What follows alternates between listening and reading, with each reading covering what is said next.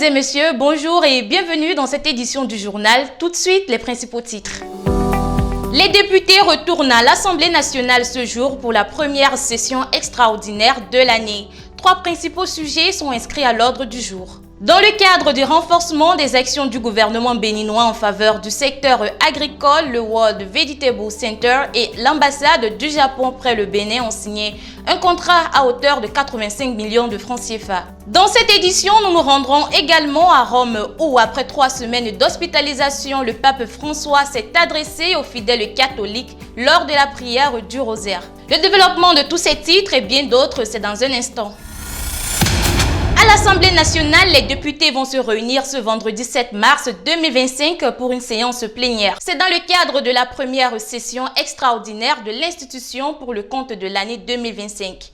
3 points essentiels sont à l'ordre du jour et seront examinés. Il s'agit du projet de loi portant dispositions spéciales de procédure relative à l'organisation de la défense des intérêts de l'État devant les juridictions et portant création de l'agence judiciaire de l'État. Du projet de loi portant autorisation d'adhésion du Bénin au traité de Marrakech visant à faciliter l'accès des aveugles, des déficients visuels et des personnes ayant d'autres difficultés de lecture des textes imprimés aux œuvres publiées. Adopté le 27 juin 2013 et du projet de loi cadre sur la construction de l'habitation en République du Bénin.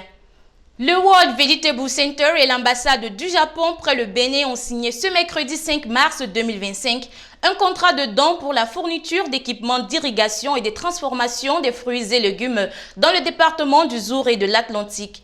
D'un montant de 85 millions de francs CFA, l'initiative vient renforcer les actions du projet CVEG et soutenir la vision du gouvernement en faveur du secteur agricole, principal levier du développement économique du Bénin. La cérémonie simple mais empreinte de solennité s'est tenue à l'ambassade du Japon au Bénin. Plus de détails dans ce reportage de Josué Pogla et Basile Kikisagbe.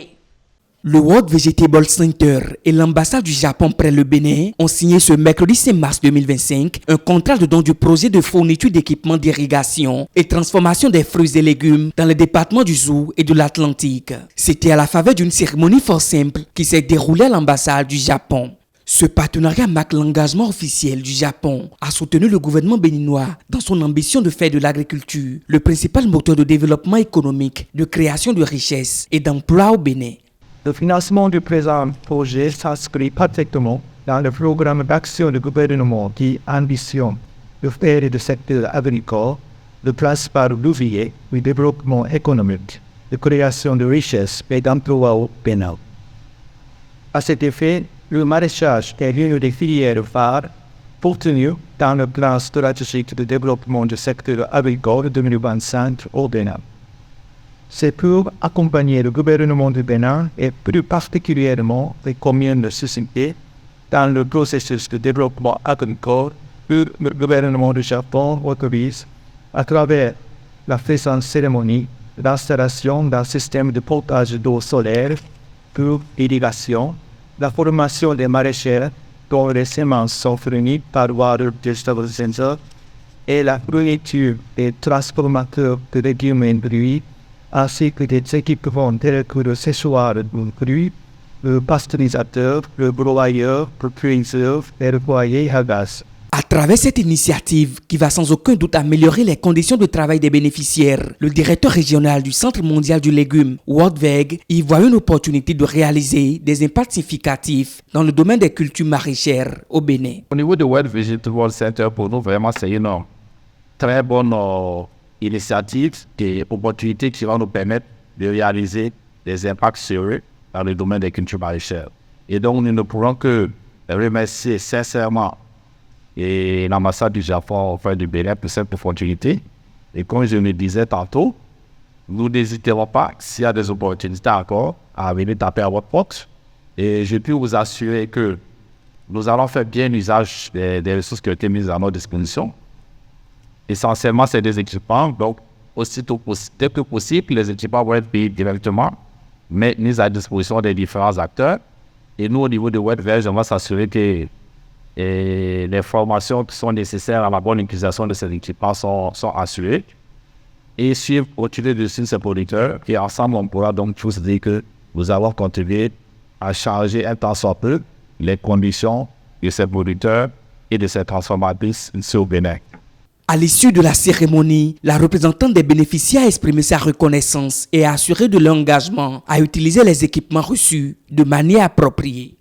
C'est une grande joie pour moi ce matin de remercier l'ambassade du Japon à travers World Vegetable Center et ses verges, parce que sans leur collaboration, nous ne serons pas ici aujourd'hui pour la signature du contrat. Donc je leur dis sincèrement bravo, que nous allons faire bon usage de ces équipements. Le World Vegetable Center, un institut international à but non lucratif dédié à la recherche et au développement des légumes, œuvre depuis plus de 50 ans pour réduire la pauvreté et la malnutrition dans les pays en développement. Au Bénin, World Vex soutient les agriculteurs dans la culture durable des légumes afin d'améliorer leurs revenus tout en encourageant une consommation accrue de légumes pour promouvoir une meilleure santé. L'armée béninoise a reçu ce jeudi 6 mars 2025 un avion militaire de surveillance. L'aéronef est offert par l'Union européenne pour renforcer la lutte antiterroriste dans le nord du pays. La cérémonie de remise s'est déroulée à la base aérienne de Cotonou. Cet appareil permettra de collecter les informations afin d'appuyer les décisions opérationnelles des forces armées béninoises. L'avion servira notamment dans l'opération Mirador et permettra de mieux protéger les populations affectées par la menace terroriste. Par ailleurs, toujours dans le but de renforcer les capacités militaires au front dans la lutte contre les terroristes, l'armée béninoise a renforcé un accord de coopération avec les États-Unis pour les 5 prochaines années. À 15 mois de la fin du deuxième et dernier mandat de Patrice Talon, le débat public s'anime déjà autour des élections générales de 2026. Une question revient avec insistance: qui sera le dauphin du président sortant? Interrogé sur le sujet lors d'une sortie médiatique, le porte-parole du gouvernement, Wilfried Léandre Humbedji, s'est exprimé son détour sur la présidentielle à venir, les réformes structurantes du régime Talon et la question de sa succession. Suivez les détails dans cet extrait. Moi, je vous dispense du bémol que vous posez. Il n'y a pas de en principe au Bénin. C'est 2 mandats, pas plus. La Constitution qui a été révisée en 2019, à un moment où l'Assemblée nationale était composée de députés entièrement acquis à la cause du président Talon. 100% de députés. C'est ce que vous avez appelé l'Assemblée monocolore.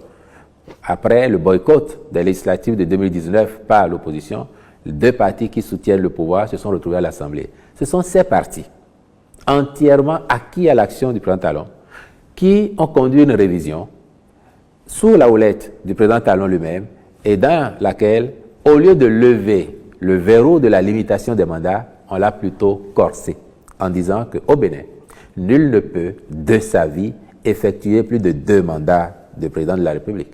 Mieux, on a ajouté que la révision qui est intervenue n'instaure ni une nouvelle République, ni une nouvelle Constitution, pour que le débat soit définitivement clos au Bénin. Donc, il n'y a pas de en principe. C'est le 2e et le dernier mandat. À supposer même qu'il y ait une nouvelle Constitution ou une nouvelle République. Le fait de dire que nul ne peut de sa vie faire plus de 2 mandats au Bénin solde le débat. Donc pour nous, il n'y a pas de en principe. Le président Talon effectue en ce moment son second mandat, ça veut dire le dernier, et dans 15 mois, vous aurez le bonheur de constater que le Bénin aura vécu une nouvelle alternance pacifique où un président élu passe ses 2 mandats et transfère le pouvoir à son successeur dans la paix et avec les vœux de réussite qui conviennent. Après, c'est un peu flatteur que des gens disent: oh, le bilan est tel que, franchement, on ne l'avait pas espéré. Mais s'il y avait possibilité de continuer, on serait tellement heureux de le voir pousser encore plus loin les limites du développement, ce qui a commencé sous lui. Mais le président, il a dit, moi, quand je venais, peut-être que je n'avais pas idée que nous ferions un chemin aussi remarquable. Donc, pourquoi vous ne pensez pas que celui qui viendrait après moi peut faire encore mieux que ce que, avec moi et vous, on a commencé à faire? Donc, moi, j'ai foi que celui qui vient après moi fera en sorte que le progrès du Bénin s'intensifie et que nous soyons tous satisfaits afin que, président après président, au fil du temps, le Bénin s'élève et que tous nous soyons fiers de ce beau pays.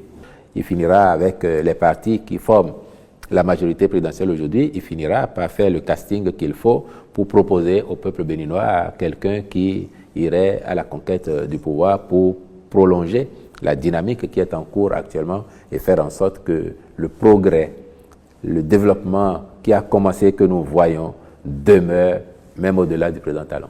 3 mois après sa réélection, le président ghanéen John Dramani Mahama a effectué sa toute première visite officielle en Côte d'Ivoire. Le mercredi 5 mars, il s'est entretenu avec son homologue ivoirien Alassane Ouattara au palais présidentiel à Yamoussoukro. Au cœur de leurs échanges, le renforcement des relations bilatérales, la coopération économique et les défis sécuritaires en Afrique de l'Ouest.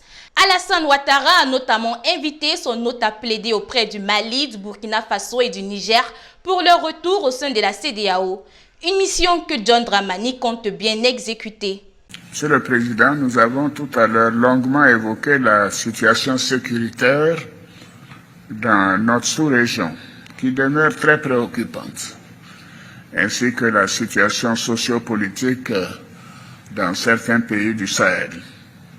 Nous avons noté la nécessité d'apporter une assistance à ces pays frères pour leur permettre de faire face aux besoins humanitaires et sécuritaires. Nous vous faisons confiance, Monsieur le Président, pour que, à l'occasion de vos entretiens avec ces pays frères, vous puissiez les convaincre de rester dans la CEDEAO, car il y va de l'avenir des peuples de l'Afrique de l'Ouest.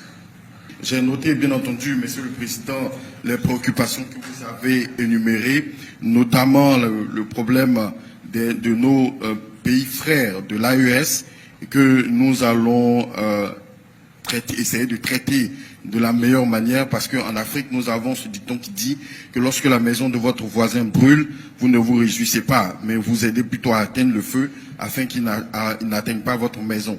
Le Ghana et la Côte d'Ivoire sont un même peuple. Nous voulons travailler à changer les choses. Je dirais qu'il y a toujours la possibilité de ramener nos pays frères à la maison. Il est bon de rester dans un groupe de 15 que de rester dans un groupe de 3. Il y a toujours des possibilités. Ce sont des pays qui comptent dans la sous-région, et la sous-région a une importance pour ces pays-là dans la mesure où il y a des populations de ces pays qui sont en Côte d'Ivoire. Il y a aussi des populations de ces pays-là qui souffrent sur les lignes de frontières, et je pense qu'il y a toujours des choses à faire parce qu'il y a un intérêt économique à gagner dans la CEDEAO. Comme je l'ai dit, il est toujours bon de rester dans un groupe de 15 plutôt que de rester dans un groupe de 3.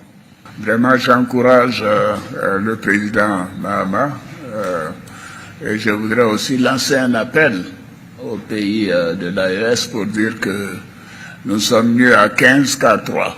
Donc, je souhaite que vraiment l'appel du président Mahama puisse être entendu par ces 3 pays frères, dont 2 sont des voisins de la Côte d'Ivoire, que nous puissions continuer ensemble au sein de la CEDEAO.